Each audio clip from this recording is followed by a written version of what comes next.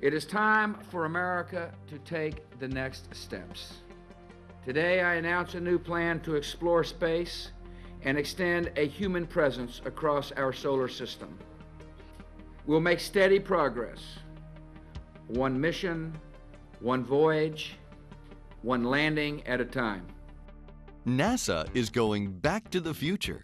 It is preparing for people to venture back to the moon, on to Mars, and eventually to the worlds beyond. Before we can return to the moon, NASA needs to prospect for resources on the surface that can be used to support astronauts living on lunar bases. A fundamental resource is oxygen, which can be used for air and rocket propellant, so we don't have to carry everything with us. So how do we start locating these resources? Astronomers use the Hubble Space Telescope's sharp eye to look at a unique location on the moon that could provide materials for future astronauts. Part of Hubble's lunar prospecting was to look at 2 Apollo sites where astronauts found titanium oxides, a potential resource for oxygen.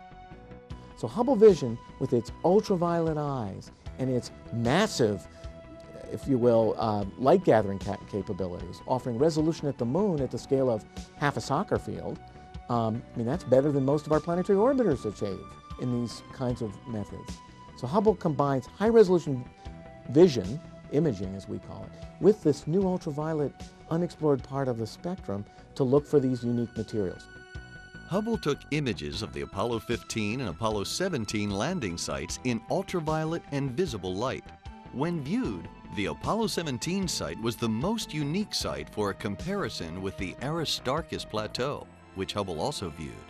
Aristarchus has a tortured history, enduring a monumental-sized asteroid slamming into it around 100 million years ago, making a crater more than twice as deep as the Grand Canyon.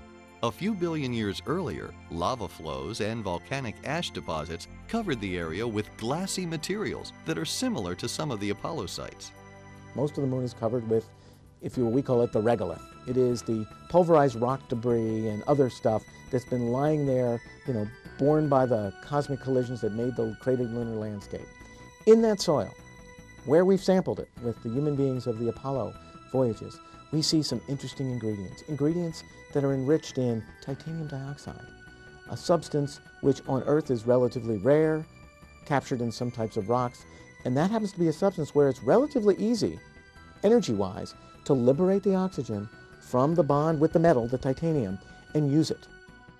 The Aristarchus site suggests that it is potentially rich in titanium oxides.